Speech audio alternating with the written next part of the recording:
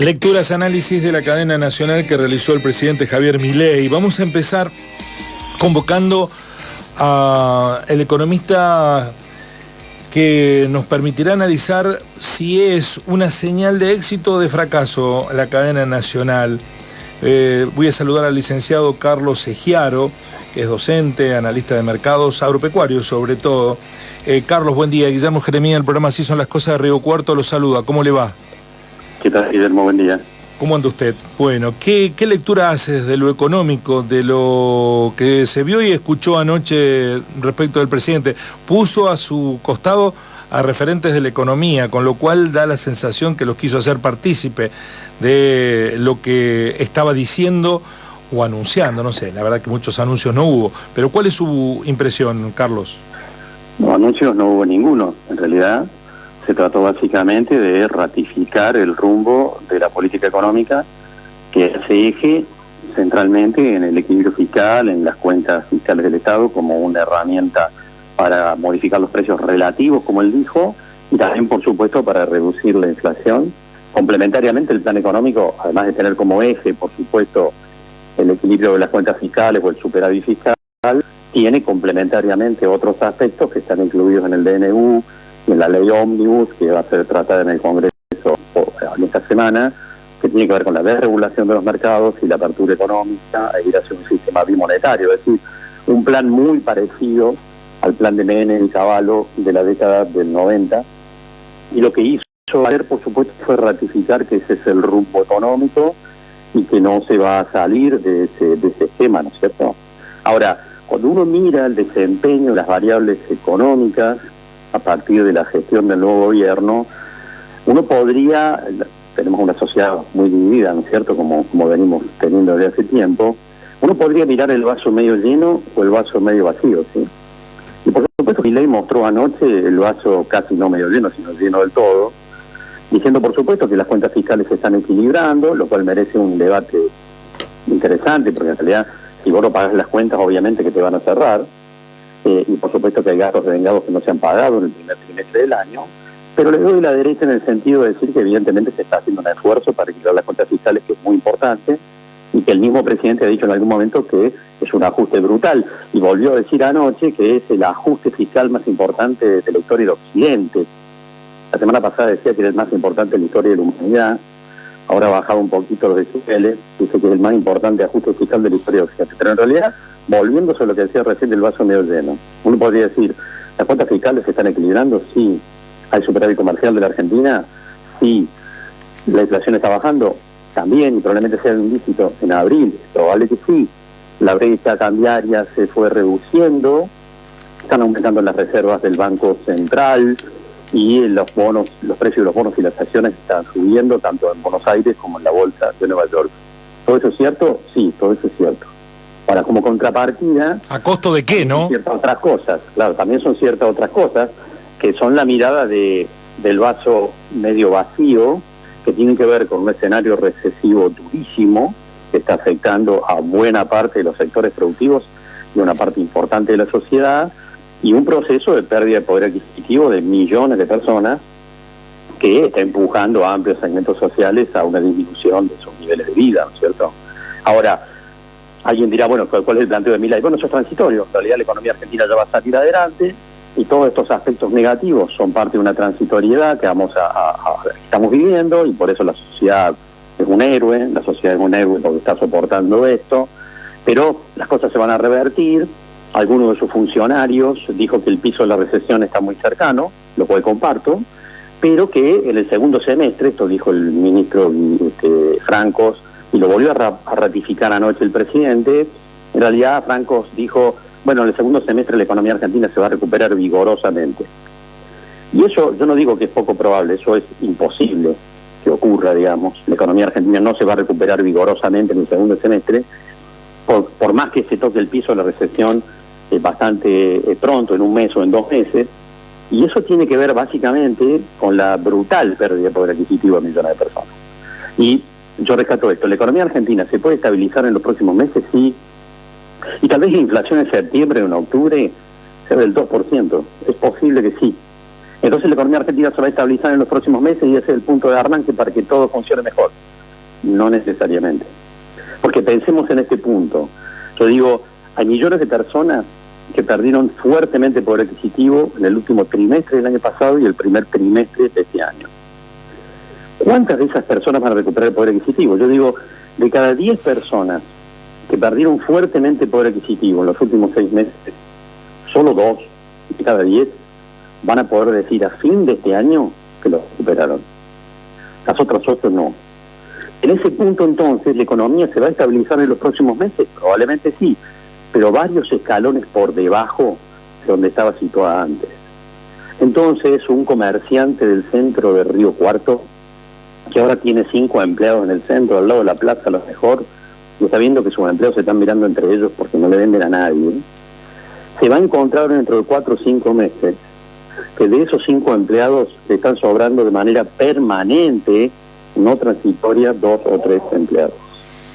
Y entonces también está claro que la película del segundo semestre no es en realidad una recuperación vigorosa, como dice el presidente y sus ministros, sino que además en el segundo semestre de este año vamos a un aumento importante del nivel de desocupación en la Argentina, que probablemente llegue a los 2023.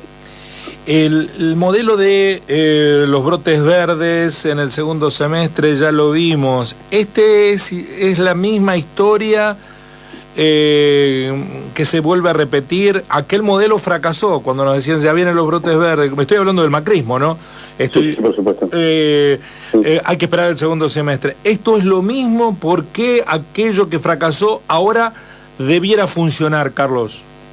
No va a funcionar. Este es el tema, porque además el presidente de la Nación está siendo cuestionado por el propio Fondo Monetario Internacional en la actual política. ¿Por qué? Porque está atrasando el tipo de cambio. Está atrasando el tipo de cambio porque está enfrascado en bajar la inflación a cualquier costo y está generando un proceso de atraso cambiario que está poniendo en riesgo la competitividad de todo el sistema productivo. Hoy, sobre campos alquilados, no cierra sembrar trigo en la Argentina en la próxima campaña en la región pampeana. Es ya un indicio clarísimo del proceso de atraso cambiario. Y pensemos esto, hace 6 meses atrás, los chilenos, los uruguayos se cruzaban a la Argentina para comprar todo lo que encontraban, ¿de verdad? Sí. En Semana Santa los mendocinos se cruzaron a Chile. ¿Qué pasó en 6 meses? Lo que pasó en realidad tiene que ver con el proceso de atraso cambiario que está poniendo en riesgo al sistema productivo y a la competitividad de las empresas argentinas. Por eso no hay ningún brote verde planteado en términos de que vamos a tener una recuperación vigorosa en el segundo semestre. Si encontremos el piso de la recesión, es muy posible en los próximos 2 meses. Que la inflación en septiembre se ubique en 2 puntos es bastante posible. Ahora, en realidad pensar que la economía argentina se va recuperando vigorosamente y que millones de personas a lo largo del segundo semestre del año van a recuperar el poder adquisitivo que perdieron, eso es parte de una utopía, porque esto no va a ocurrir. El economista Carlos Ejiaro habla con nosotros. Usted mencionó algo recién, Carlos, que me interesa profundizarlo, porque usted asesora al sector agropecuario, agrícola, ganadero de buena parte de nuestra provincia. Con este nivel del dólar, ¿van a liquidar el producido de la cosecha anterior y de porque el gobierno descansa en esos dólares, o van a esperar que haya devaluación? Una parte sí, otra parte no. El sector agropecuario y los productores agrícolas fundamentalmente vienen de 2 años muy malos y de una sequía tremenda el año pasado. De tal manera que hay muchos productores que tienen compromisos de deuda, sobre todo el sector comercial, que tienen que cumplir. De tal manera que algunos productores podrán esperar y sentarse a esperar un cambio en la política económica, pero es cierto que muchos productores lo van a poder hacer porque tienen que asumir, sobre todo a partir de mayo. O sea que va a haber una parte de la cosecha que se va a liquidar igualmente, aunque las condiciones no estén dadas, porque los niveles de compromiso. Mis compañeros de tareas, Carlos, en el final le trasladan sendas preguntas. Primero, Mayra. Sí, Carlos, buenos días. Quería consultar, que todo lo que veníamos hablando recién, que va en el orden de lo macro, tengo entendido, y este gobierno está claro que le interesa lo macro, no importa el costo que le cause a lo micro, Pero al ciudadano a pie, al ciudadano común, compañeros de, no sé, digo, por ejemplo en mi caso universitarios, familiares y demás, ¿cómo le explicamos que esto, digamos, que el gobierno le interesa la macro, pero a su vez en su economía familiar no llegan a fin de mes, los alimentos siguen subiendo, no pueden pagar la cuota escolar? ¿Cómo le explicamos al ciudadano de a pie que el superávit financiero no viene para lo micro? Bueno, porque son cosas que van en direcciones opuestas. Vos estás reduciendo el déficit fiscal porque querés eliminar la inflación, y lo vas a hacer probablemente. Es decir, que la inflación en septiembre puede ser el 2%, es algo posible. Ahora, una parte sustancial de la sociedad argentina, como vos decís, no va a llegar a fin de mes en septiembre. No va a llegar.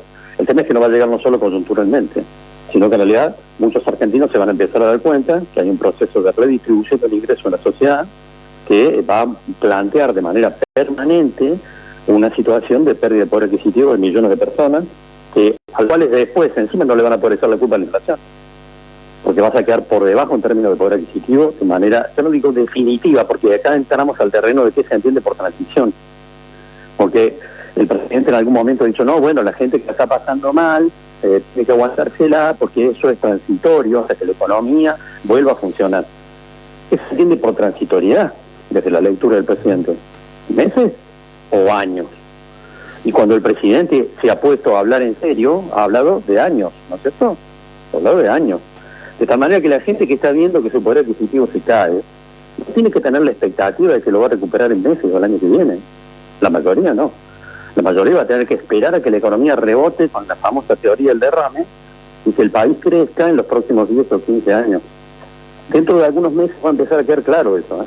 Va a empezar a quedar claro para millones de personas que muchas de las promesas que se están planteando están puestas en un terreno de transitoriedad que no se mide en meses, que se mide en años y todo salirá bien.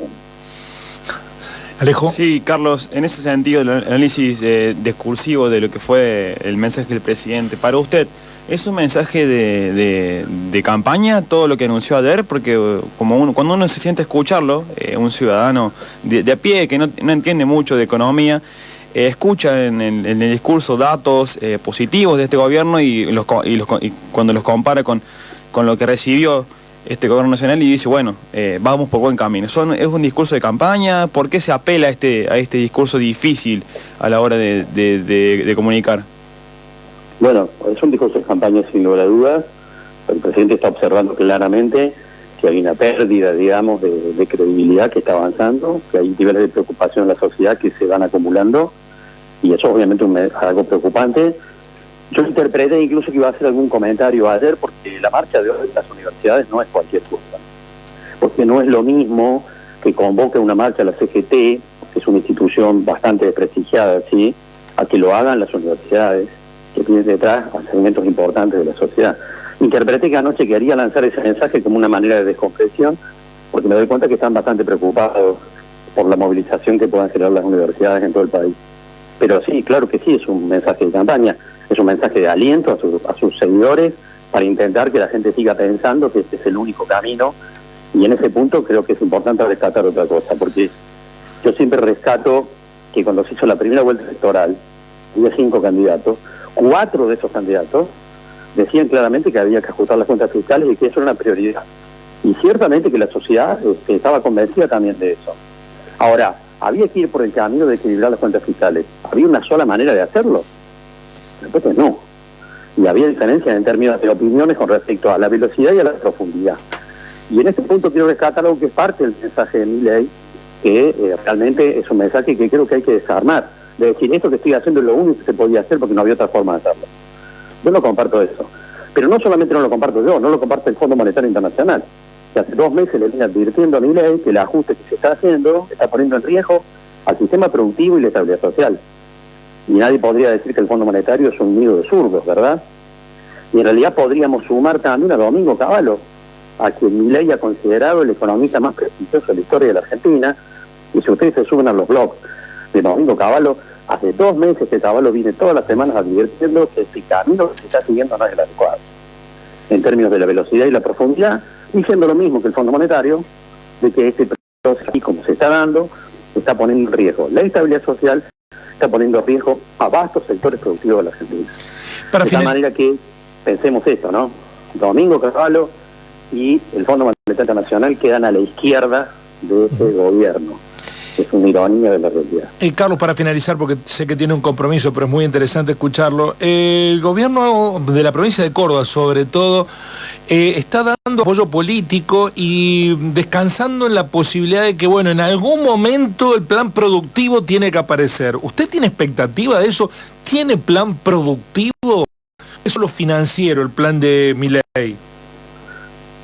Ningún liberal tiene plan productivo. Porque hablar de un plan productivo implica hablar de estrategia, implica hablar de planificación. Un liberal que se precie de tal piensa que es el mercado el que regula la oferta y la demanda y el que define las tasas de inversión. Ningún liberal va a tener un plan productivo. Va en contra de los principios ideológicos. Para este gobierno no hay plan productivo. El plan productivo lo define el mercado. Desregulando la economía, abriendo la economía y eliminando el Estado como articulador.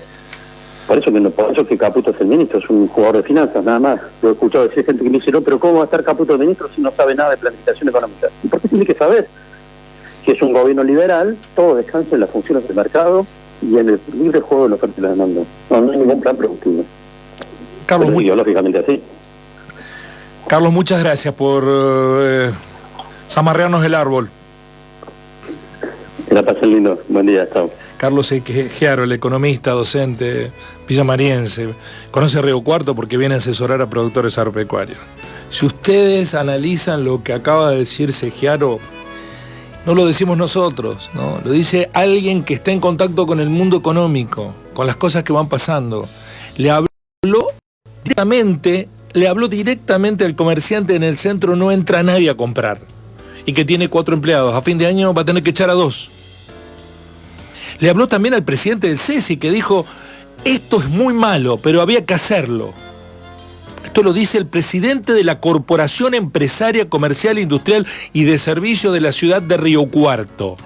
También lo dice el presidente de la Cámara de Comercio de la provincia de Córdoba. No hay segundo semestre, no hay plan productivo, no hay nada para adelante que no sea castigo o transferencia de recursos de un sector a otro y achique de la economía, incluido básicamente lo público. Los jubilados ya empezaron, fueron los primeros.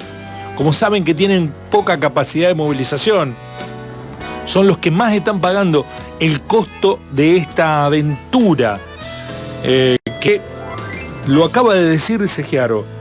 No hay plan productivo. Ningún liberal va a tener un plan productivo. Así son las cosas